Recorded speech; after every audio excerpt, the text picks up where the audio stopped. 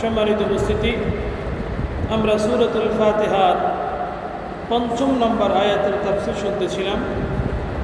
যেই আয়াতখানা এই সূরার সবচেয়ে গুরুত্বপূর্ণ একটি আয়াত এবং আল্লাহ সুবহানাহু ওয়া তাআলার কাছে আমরা নামাজের মধ্যে এবং এই সূরার মাধ্যমে যেই প্রার্থনা করে থাকি সেই মূল প্রার্থনা হলো এই আয়াতখানা। এই আয়াতের মাঝে আমরা আল্লাহ সুবহানাহু ওয়া তাআলার কাছে প্রার্থনা করে থাকি, ইহদিনাস সিরাতাল মুস্তাকিম সিরাতাল্লাযীনা আন'আমতা আলাইহিম গায়রিল মাগদুবি আলাইহিম ওয়ালাদ-দাল্লিন।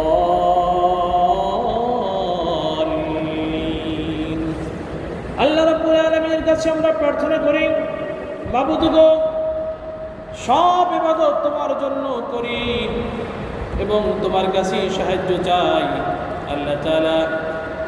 তাই আপনি আমাদেরকে সরল সঠিক পথে পরিচালিত করুন, সঠিক পথের সন্ধান আমাদেরকে দান করুন।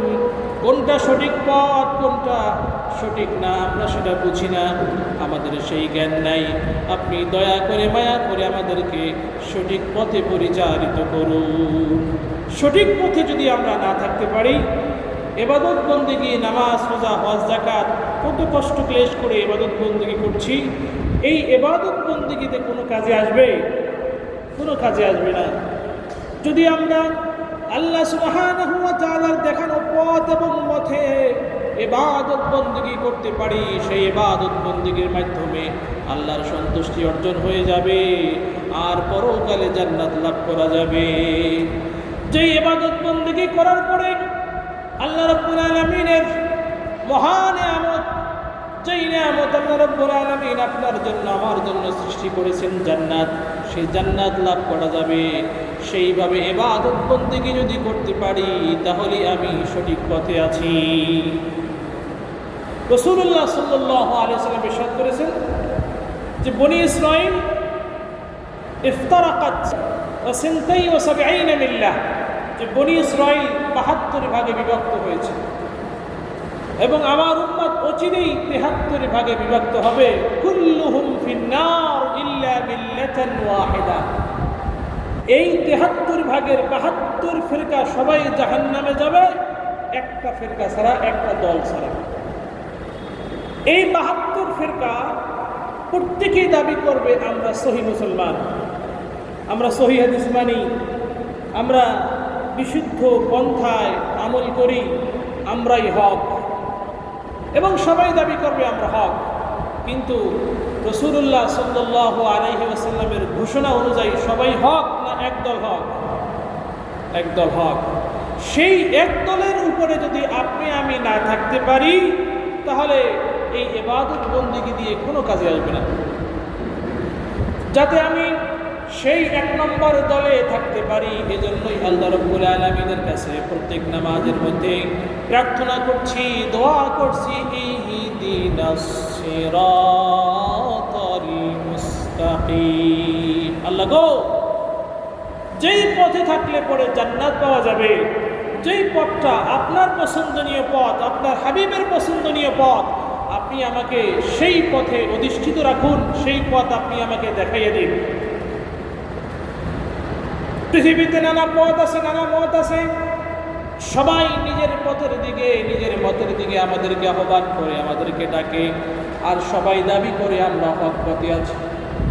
আল্লাহ তাআলা, আমি বুঝি না কোনটা হক আর কোনটা না হক, আপনি আমাকে বুঝাইয়া দিন আর হকের উপরে আপনি আমাকে প্রতিষ্ঠিত রাখুন। আমাকে হক পথ কোনটা সেটা আমাকে বুঝাইয়া দিন, সেটা আমাকে বলে দিন, সেই পথে আমাকে পরিচালিত করুন। এইটাই হলো সূরাতুল ফাতিহার দোয়া। এটা এমন একটা গুরুত্বপূর্ণ দোয়া, পৃথিবীর মধ্যে সর্বশ্রেষ্ঠ দোয়া, আর যেই দোয়াটা করা আল্লাহ পাক ফরজ করে দিয়েছেন। সূরা ফাতিহা পড়া ফরজ না? নামাজের মধ্যে সূরা ফাতিহা তেলাওয়াত করা ফরজ। যেহেতু সূরা ফাতিহা তেলাওয়াত করা ফরজ, সেই সূরা ফাতিহার মধ্যে এই আয়াতটা আছে না নাই? সেহেতু এই আয়াত তেলাওয়াত করা ফরজ। আর এই আয়াতটা হলো একটা দোয়া। এই দোয়াটা সূরা ফাতিহা ছাড়াও পড়া যায়। আল্লাহ, আপনি আমাকে সঠিক পথ দেন। সঠিক পথ কোনটা সেটা বলে দিন। সঠিক পথ ও মতের উপরে আমাকে প্রতিষ্ঠিত রাখুন। তো এই সঠিক পথ কোনটা, সেই ব্যাপারে আল্লাহ সুবহানাহু ওয়া তাআলা সংক্ষিপ্তভাবে এই সূরাতুল ফাতিহার মধ্যে বলে দিয়েছেন। কি বলেছেন? সিরাতাল্লাযীনা আন'আমতা আলাইহিম গায়রিল মাগদুবি আলাইহিম ওয়ালাদ-দাল্লিন।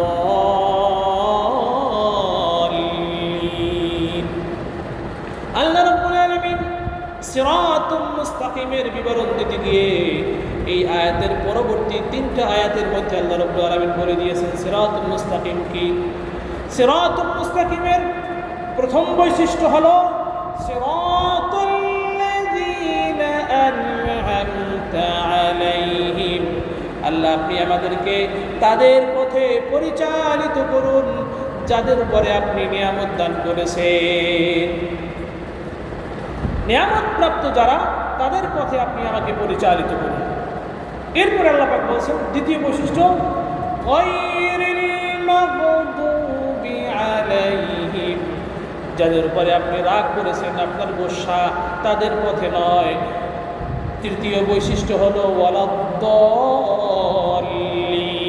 এবং যারা পথভ্রষ্ট, তাদের পথে আমাকে পরিচালিত করবেন না। তো সিরাতুল মুস্তাকিম হলো ওই পথ যাদের উপরে আল্লাহ পাক নিয়ামত দান করেছেন, তাদের পথ। দ্বিতীয় হলো আল্লাহ পাক যাদের উপরে রাগ করেছেন তাদের পথ না, এবং যারা পথভ্রষ্ট তাদের পথ না।